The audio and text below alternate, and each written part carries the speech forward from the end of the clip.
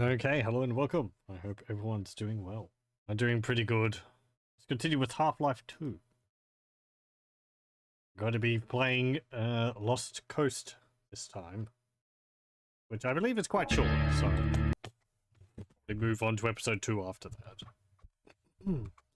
But Lost Coast is apparently supposed to go during the plot of Half-Life 2, but yeah, whatever. We'll just do it now. Do I have developer commentary or anything? That might actually be active by default. Anyway. Yeah, oh, there we go. Simple enough. Yes. I don't really know what this is. I think it was mostly a tech demo. Just like a little side mission. I don't think I've played this. I might have. Hi, this is Gabe Newell. Oh, they're welcome 2D. To the Lost Coast. In this tour, we're going to be talking about a new graphics technology we've been developing called High Dynamic Range, or HDR. We'll also be giving you some insight into the design and production challenges we faced during the construction of the Lost Coast. First, a quick explanation of the commentary system. To listen to a commentary node, put your crosshair over the floating commentary symbol and press your use key. To stop the commentary, put your crosshair over the rotating node and press your use key again.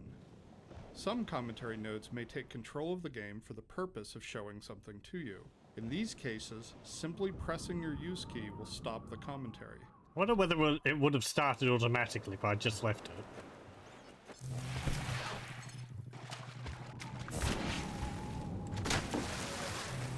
Gonna take me out of here. It's over here. In the ship. And some barrels.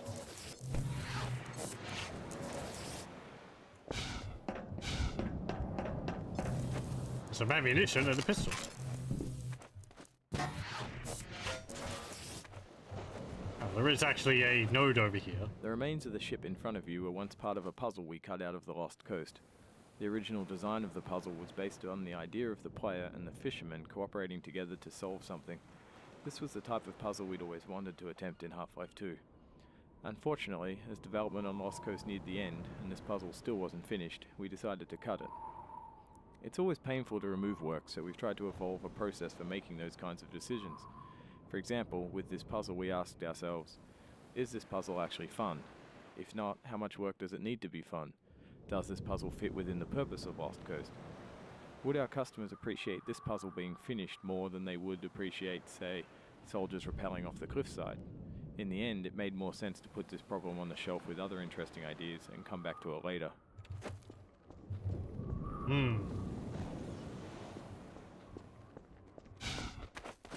Wonder what kind of thing.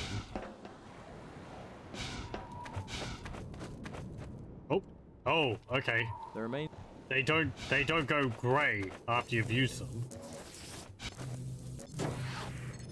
Hey, there's a cage. Like a lobster trap or something. A few more.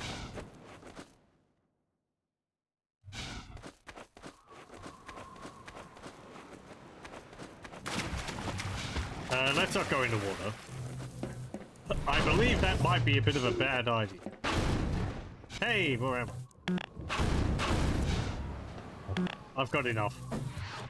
Oh, I'll take you with me.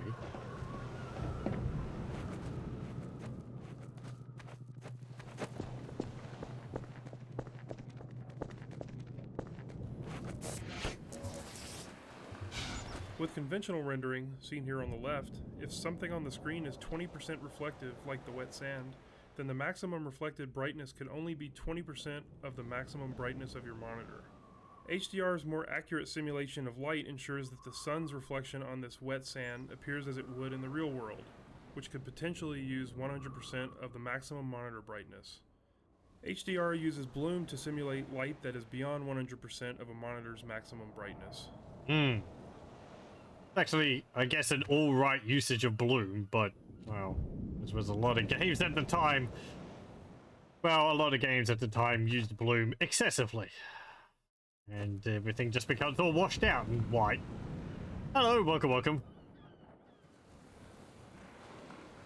That's not actually too bad in Half-Life 2. I mean, it's the sun over there, but everything else you can see, so... Yeah. Tasteful usage of bloom. Something which wasn't very common. There's no such thing as an alright usage of bloom. It is a rare creature. When the art team started to think about a location that would demonstrate the power of HDR, a beach was one of the first choices we made. The visual relationship between the sky, the water, and the rocks is something we could not achieve without HDR. In order for high dynamic range to correctly simulate the light's interaction with the surfaces around you, like these wet rocks, we needed more precise information about the surfaces than we've had in the past. And now going forward, we're modeling textures in 3D packages to ensure that the physical information encoded in the texture allows HDR to correctly bounce light off the surface. We also designed the colors and values of each surface to ensure they will be correct across all exposure levels. Okay. A lot of it's going over my head. Ooh, shiny rocks. Why is it all wet all the way up there? I guess maybe you get violent waves every now and then. But...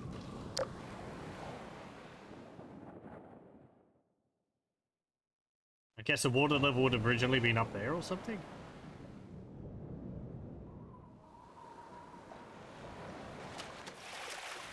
Doesn't really explain why these docks are down here, but maybe they're just hastily constructed, well, you know, hastily built constructions, but they must have to rebuild them frequently. Or maybe not. 20-year process of the water slowly going down, or however long. The process of building characters in Half-Life 2 taught us many things. By the end, we believed we'd figured out a more effective process for designing and constructing characters. This fisherman is the first character we built using that process. Design-wise, the fisherman was focused on showcasing HDR and the way light falls on human skin. The highlights on his forehead and nose are good examples of specularity on human skin. You can see how the wrinkles on his cheeks and around his eyes are an example of how we can use normal maps to add depth. Production-wise, the fisherman was built using a similar process to the rocks you saw on the beach. We model the 3D character at a very high detail, then extract much of the physical information and store it in the textures. Hey! You there? Wait a minute now, aren't you? You are. You're that scientist chap, Freeman. Fishman, am I right? You must be here to take on the Combine. Not sure what one man can do, but no other reason to visit St. Olga at a time like this. I'll take you to where they made their base, or as far as I can, at any rate. Okay. I like his shiny boots.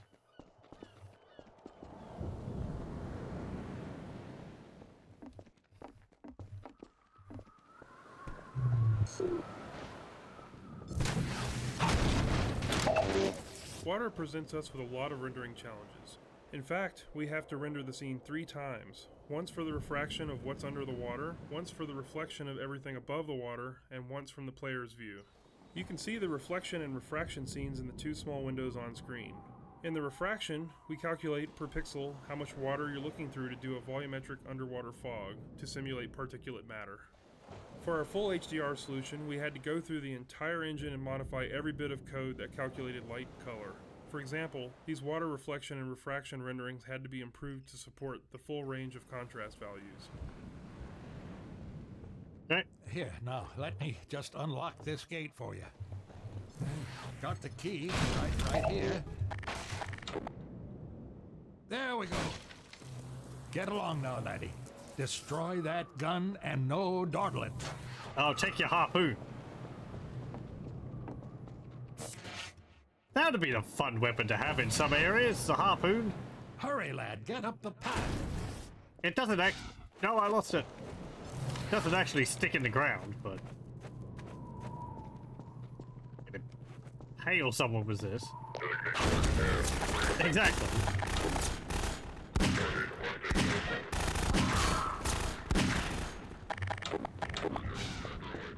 Oh. Never mind.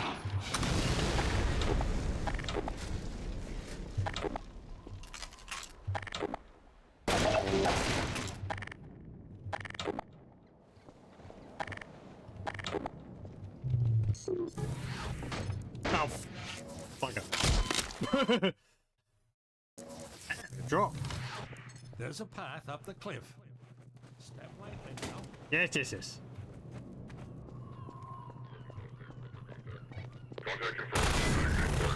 Oh no, that did impale him on the wall. Nice.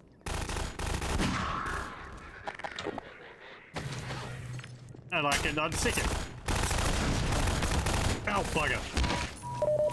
Major fracture detected.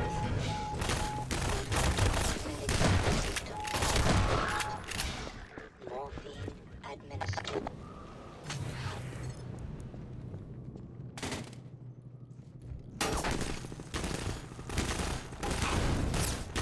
Yeah.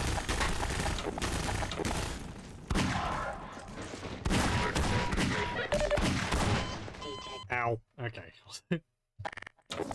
Fine, I'll just Get leave that going. there. Shut up. I'm trying my best.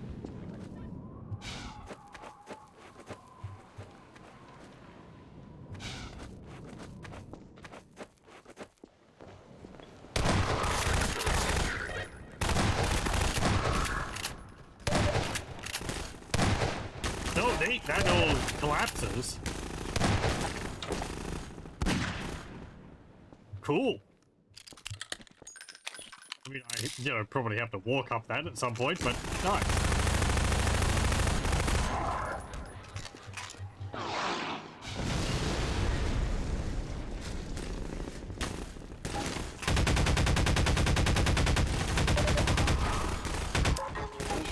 Depleted.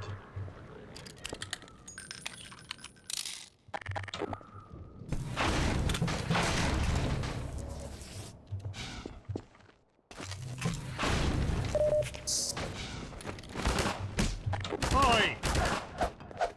Get out of it.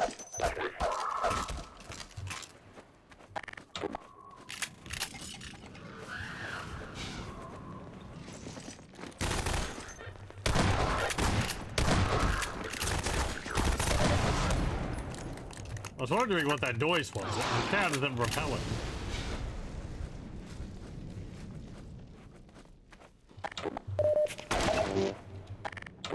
Oh, I've already got a rocket launcher? Okay. Hello, welcome, welcome. See, I found a coast. Yeah, we just woke up on the coast.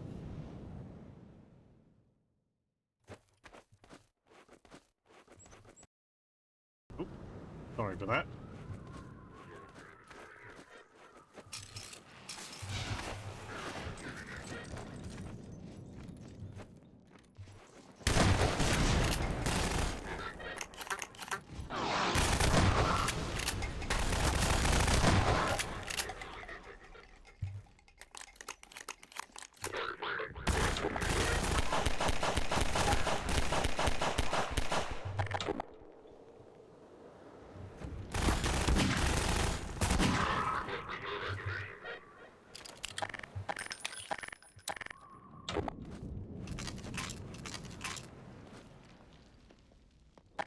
Are you around the corner? You've gotten shy.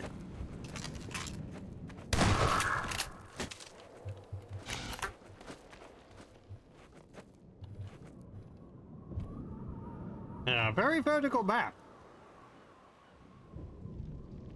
Interesting. Oh yeah, you can see the limits of the map.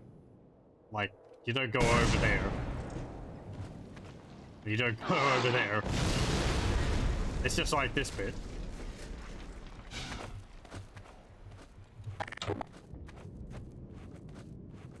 At least I don't think you go over there. Hello.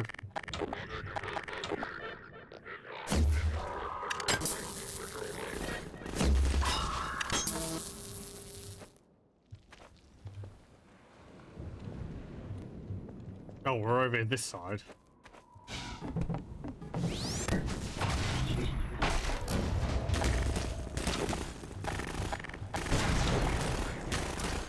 Let's keep that.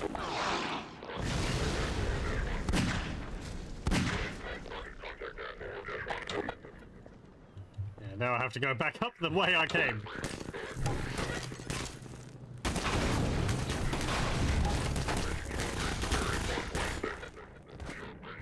Read The this. area you're currently entering is called the Cliffside Arena. We were particularly happy with the vertical cliffside in Half-Life 1 and regretted that we didn't iterate further on that concept in Half-Life 2. Vertical space allows us to force the player to deal with threats from above and below.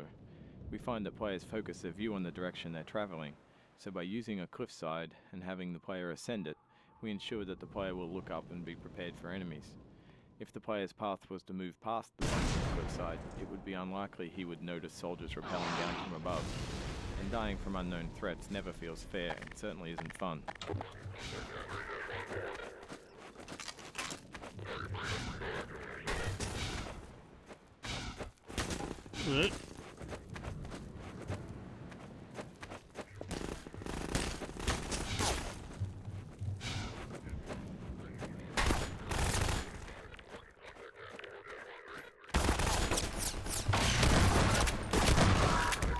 Blood loss detected.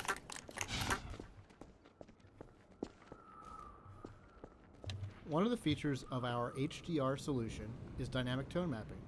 The easiest way to think about dynamic tone mapping is that it's a method of simulating the way the human eye reacts to light. In the real world, you've probably walked into a dark room and noticed your eye adjusting to the darkness, letting you see better after some time. Or you've walked out into a bright day and been blinded by the sun, only to have your eye adjust and allow you to see normally.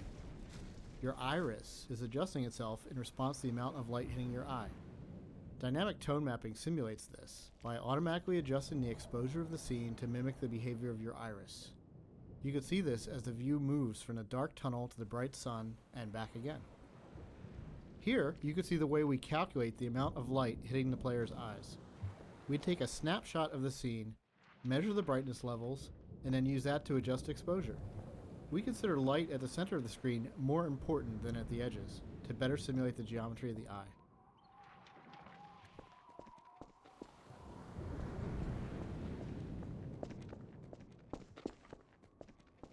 Yeah, pretty deep. Though it does mean sometimes you get areas like this which are just sort of bloomed out.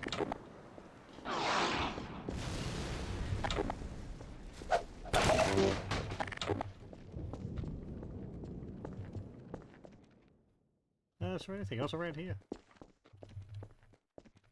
I think there was another dude down there. Yeah, hello. An elite.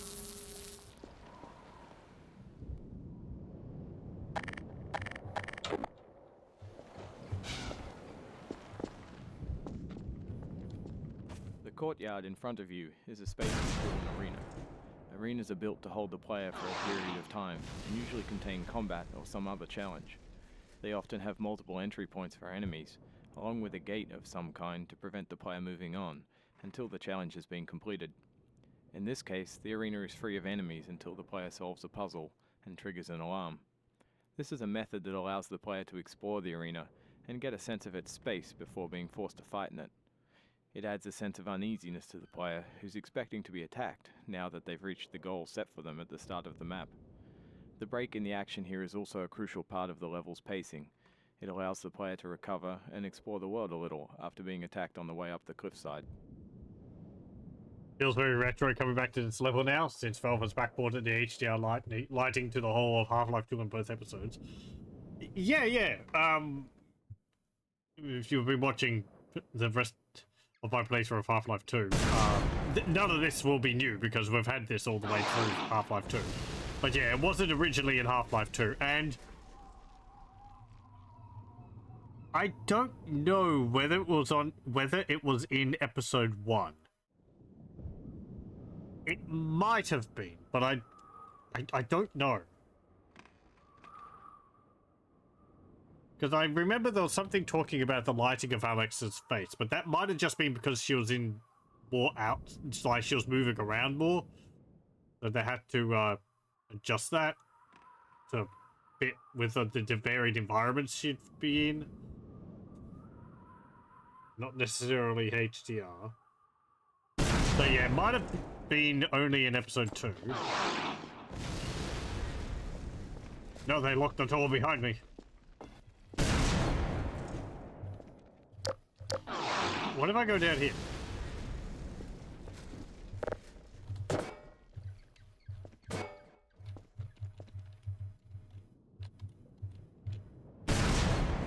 Oh, I can't actually go down. Like, that's as far as I go. Fair enough.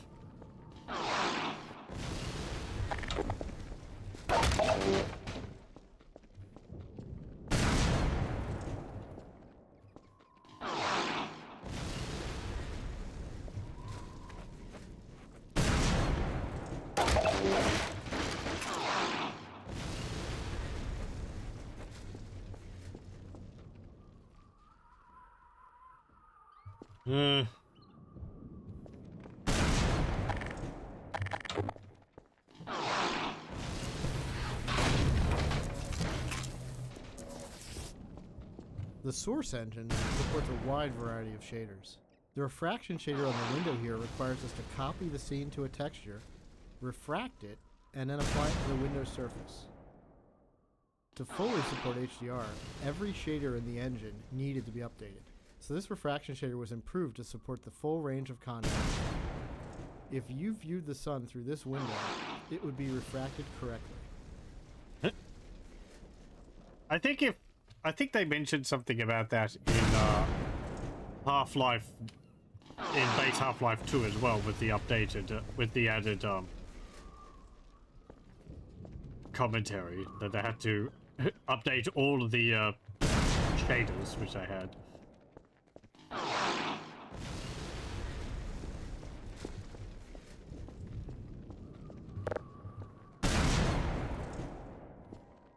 Yeah, looks very nice. I remember this looking particularly nice. I mean, it still does in a way, but in the green shots of Lost Coast, We wanted to transition from a bright, wide open space into a tighter, closed one to showcase HDR's dynamic tone mapping. We also like to focus on contrasting elements in our settings, like ancient human architecture and futuristic combine technology. A monastery fit these requirements perfectly. Monasteries are generally isolated, unlit, and built ages ago. They provide a great backdrop for the contrasting combine technology. When we build fictional settings, we try to ground them by basing them off a real-world location. We use this location as a design constraint that forces a logical consistency behind the art choices. it's very Bosk-like.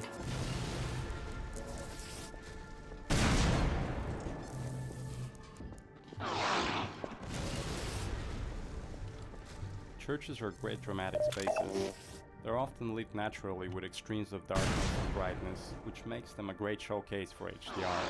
Oh, yeah. Gothic churches are the sober monochromatic spaces that you've seen in almost every horror movie or game.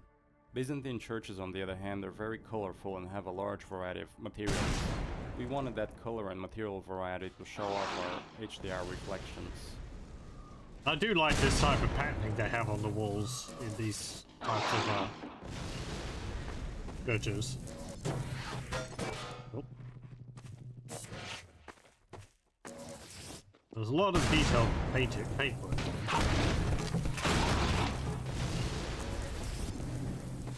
Our games are filled with things we call gates, which are essentially just challenges that the player must overcome to drive the experience forward.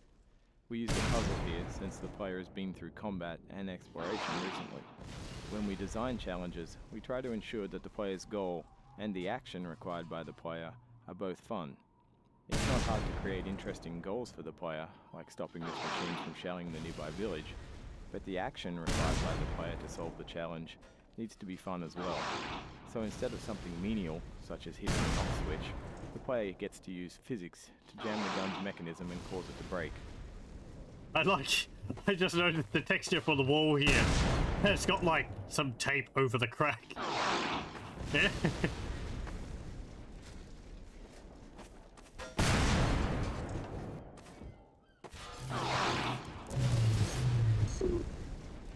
Okay, we gotta jam-a-lam something in there.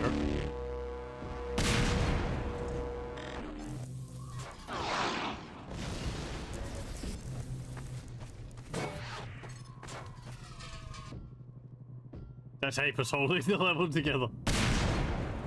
Very structurally important tape. Oh no!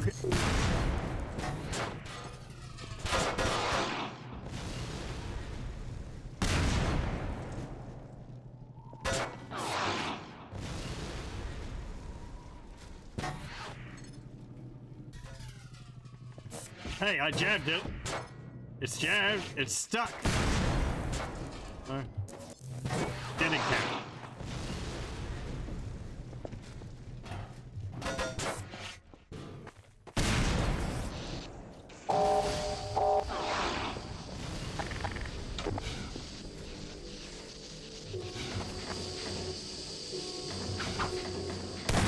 You're shoving poles in our device.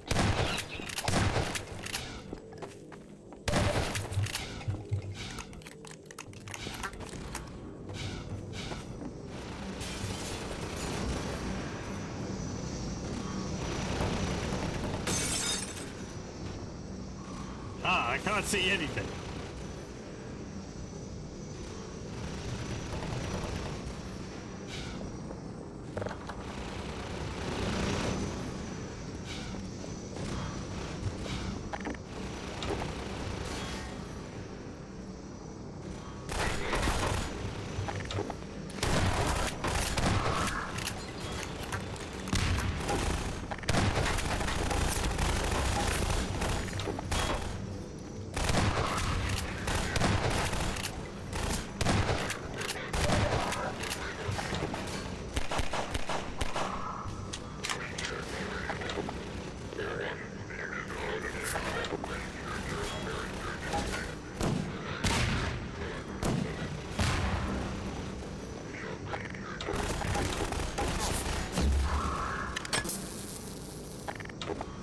Nice as a designer of the launcher to think of the welfare of the headcrab stuck in the shell to let them out if the launcher malfunctions. Yeah, I was thinking that. Nice that they had an evacuation protocol. The headcrabs are paid employees of the Combine.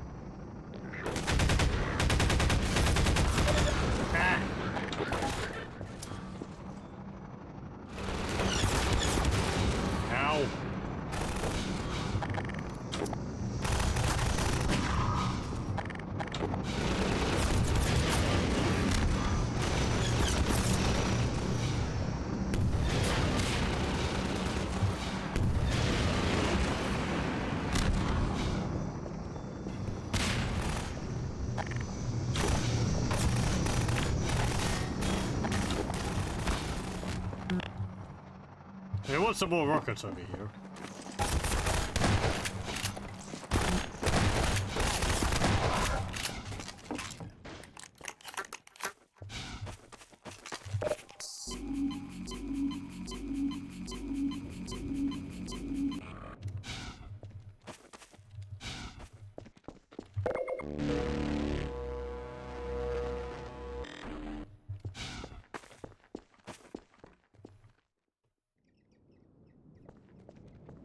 Where'd the helicopter go? This marks the end of the Lost Coast tour. This has been an experiment on our part to see if our community would find it interesting to learn more about our development process.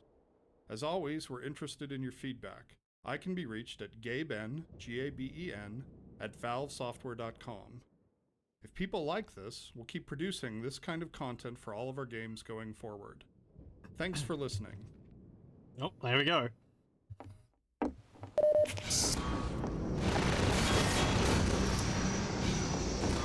Wow.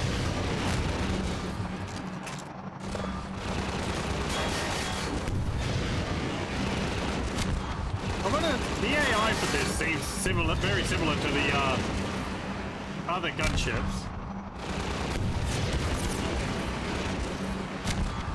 Well, actually, you fight them in the base game, so whatever they are.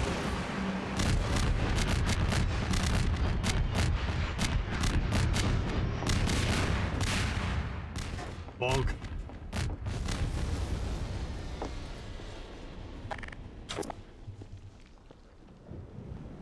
Yeah, it crashed.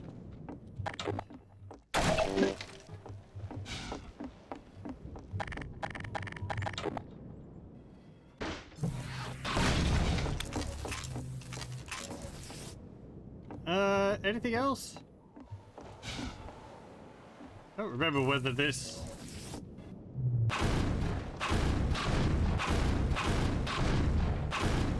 Don't know if this actually stops on its own or not.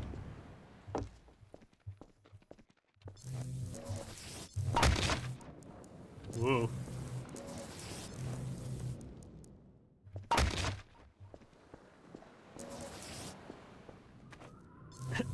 Anything along here?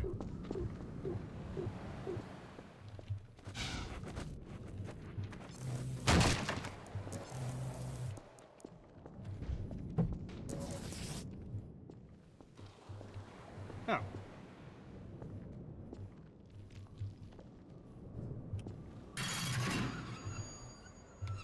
Oh. You can see that bouncing I was doing.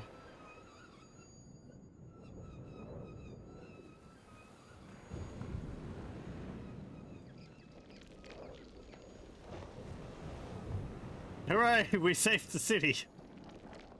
Good Oh. did it, lad. Come on with me to St. Olga. We'll celebrate this victory with a feast. I hope you like leeches. Hey, where you going? You're getting fuzzy around the edges.